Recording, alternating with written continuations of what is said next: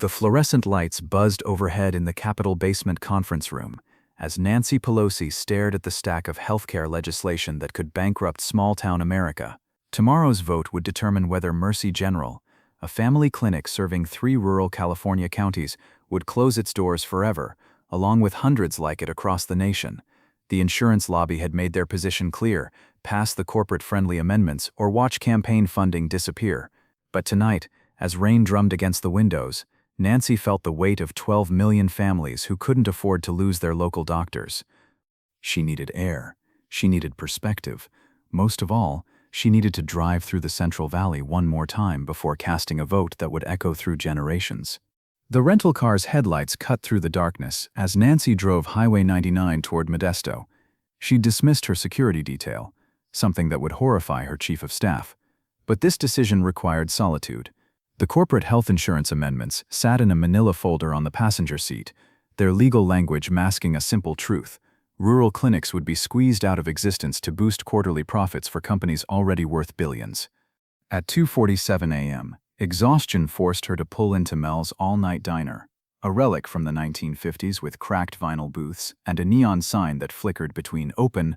The bell above the door chimed as she entered, and she found herself face-to-face with an elderly black man sitting alone in the corner booth, nursing a cup of coffee that looked like it had been cooling for hours. "You're up late, ma'am," he said, his voice carrying the warmth of someone who'd spent decades listening to troubled souls. His name tag read Samuel, though something about his eyes suggested he belonged to no employer. "Rough night for decision-making?" Nancy hesitated. In Washington, strangers meant photographers or lobbyists. But here, in this forgotten corner of California, Samuel felt different, like someone who'd been waiting.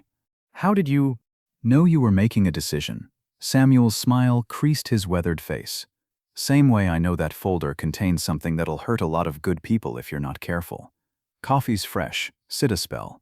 Against every instinct trained by 30 years in Congress, Nancy slid into the booth across from Samuel. The diner was empty, except for a tired waitress reading a romance novel behind the counter. "You know who I am," Nancy said. It wasn't a question. "I know you're carrying the weight of families who can't speak for themselves," Samuel replied. "What I don't know is whether you'll listen to their voices when the powerful folks start talking tomorrow." The manila folder seemed to pulse between them. Nancy's hands trembled as she opened it, revealing the amendments that would reshape American healthcare. Not for patients, but for profit margins. "These amendments would save the government $14 billion annually," she said, her voice hollow. "The insurance companies say it's fiscal responsibility." Samuel's expression darkened. "And the cost to real people? Rural clinics lose federal support. Small family practices can't compete with corporate medicine. Communities like this one." Nancy gestured toward the window, where the lights of Modesto flickered in the distance. "They lose their doctors." "Show me," Samuel said quietly. First truth. The diner dissolved around them, and suddenly Nancy stood in the pediatric wing of Mercy General, watching Dr. Martinez examine 4-year-old Emma Rodriguez. The child's breathing was labored, her fever spiking despite her mother's desperate attempts with over-the-counter medication. Maria Rodriguez worked 3 jobs: house cleaning, grocery store cashier, and evening janitorial work, but none offered health insurance. "How long has she been sick?" Dr. Martinez asked in Spanish, his gentle hands checking Emma's throat. 5 days, Maria whispered. "I tried everything I could buy at the pharmacy, but nothing helped. This was the only place I could bring her without paying everything I have." Dr. Martinez nodded, already reaching for his prescription pad. "Pneumonia, we'll get her started on antibiotics right away. No charge for the medication, we have samples." Nancy watched the relief flood Maria's face, watched Emma's small hand squeeze her mother's fingers. This scene played out dozens of times each day at Mercy General. Dr. Martinez explained to the invisible observers: uninsured families, seasonal farm workers, elderly people choosing between medication and groceries, all finding healing in this small clinic that had served the community for 47 years. "Under the new amendments," Dr. Martinez continued, his voice growing heavy, "we lose 60% of our federal funding. The corporate insurance networks won't credential us because we're too small, too focused on charity care. We'll have 90 days before closure." The scene shifted to the clinic's waiting room, where 16 families sat with children, grandparents, and pregnant mothers, all trusting that medicine would be available when they needed it most. "This is what $14 billion in savings looks like," Samuel said quietly. "Empty clinics. Sick children with nowhere to go. Tell me about fiscal responsibility now." Second truth. Now they stood in the marble boardroom of Consolidated Health Systems, where executives in $1,000 suits celebrated around a conference table laden with champagne and financial projections. The wall display showed a map of America with rural counties highlighted in red territories to be optimized once small clinics disappeared. "Rural markets represent only 12% of premium revenue," announced CEO Bradley Morrison, his voice echoing with satisfaction. "But they consume 31% of charity care costs. The amendments will eliminate this inefficiency within 18 months. Nancy watched Morrison's lieutenants nod approvingly as spreadsheets showed profit increases, $2.8 billion in the first year alone. The numbers were abstracted, clinical, each percentage point representing thousands of families who would lose access to affordable health care. "Phase 2 involves consolidation," Morrison continued. "Once rural clinics close, patients will have no choice but our regional facilities. We can increase procedure costs by 40% without market competition." A younger executive raised her hand. "What about emergency cases? Rural areas are already underserved." Morrison shrugged. "Medical transport helicopters. We'll contract with emergency services, another revenue stream. The market will find solutions." Nancy felt nauseated watching these men celebrate human suffering transformed into profit margins. They spoke of market efficiencies and optimization while planning to hold sick children hostage for shareholder returns. "See how they toast your amendments?" Samuel asked, his voice cutting through the executive celebration. "They know exactly what you're about to deliver tomorrow. The question is, do you?" Third truth. The final scene unfolded in Nancy's own San Francisco office, 3 months in the future. Her aide handed her a tablet displaying news headlines.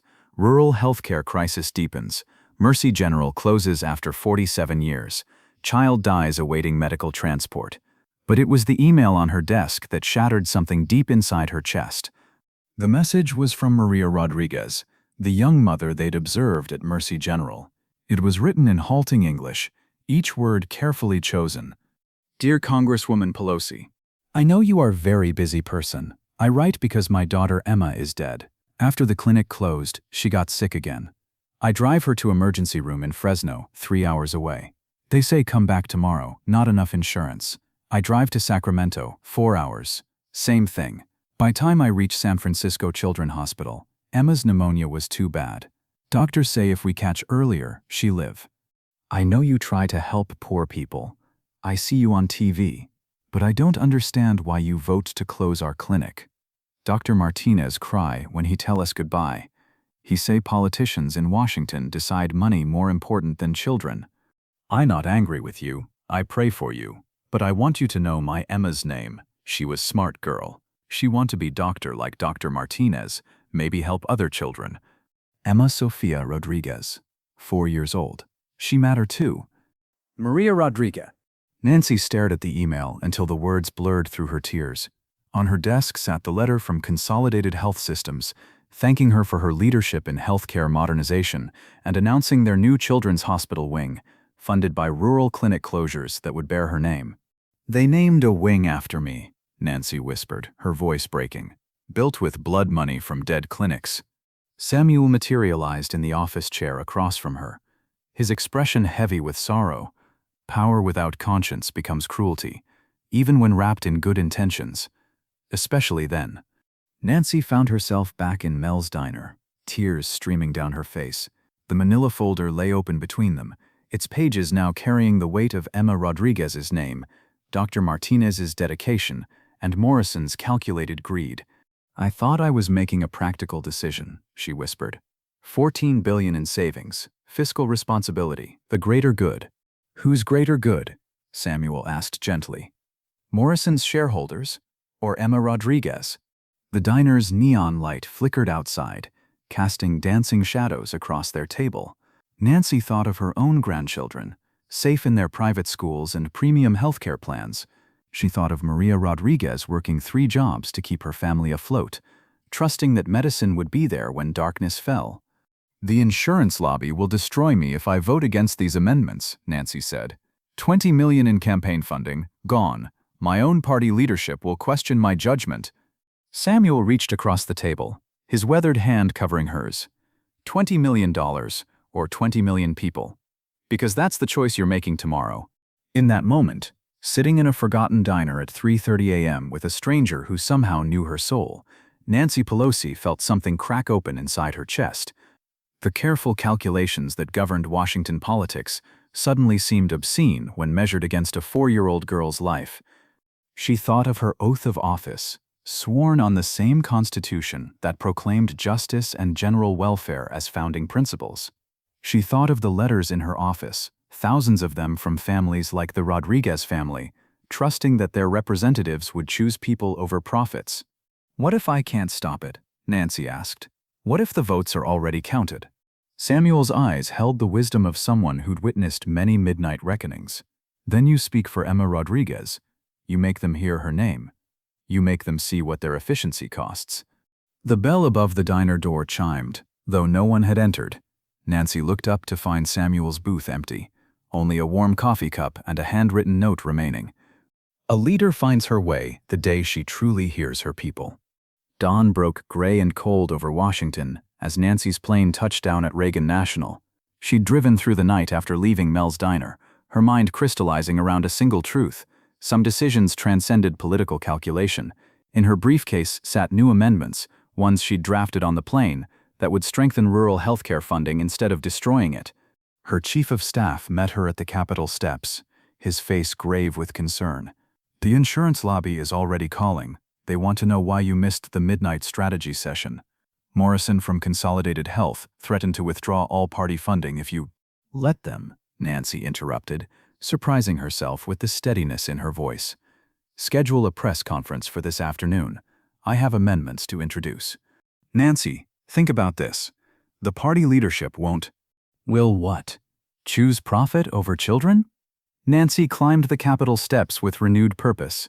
Then they'll have to explain that choice to Emma Rodriguez's mother. The vote came at 4:17 p.m. that Thursday. Nancy stood at the podium, Emma's story flowing from her lips with the power of absolute truth. She spoke of Dr. Martinez's gentle hands and Maria Rodriguez's 3 jobs. She read Morrison's celebration emails aloud, watching colleagues shift uncomfortably as shareholder greed was exposed in fluorescent light. When the vote was called, Nancy Pelosi cast the tie-breaking ballot that saved Mercy General and hundreds of clinics like it. The insurance lobby's fury was swift and brutal. Campaign funds vanished. Attack ads flooded her district. Corporate donors abandoned her party colleagues. But that evening, as Nancy sat in her office reading thank you letters from rural doctors and small-town mothers, she remembered Samuel's parting words. "A leader finds her way when she truly hears her people." In the margin of Emma Rodriguez's story, she wrote those words again and again, until they became prayer, promise, and purpose all at once. Outside her window, Washington glittered with the lights of power and influence. But Nancy Pelosi's heart had found its way home to a diner in Modesto, where truth sat in a corner booth and waited for courage to arrive. 6 months later, Mercy General opened a new pediatric wing, funded by the rural healthcare support she'd championed. Dr. Martinez sent a photo of the dedication ceremony, where a small plaque read, "In memory of all the children who matter too." Nancy kept that photo on her desk, next to Samuel's handwritten note, as a reminder that some midnight decisions echo through generations, and the only acceptable echo is one that sounds like hope.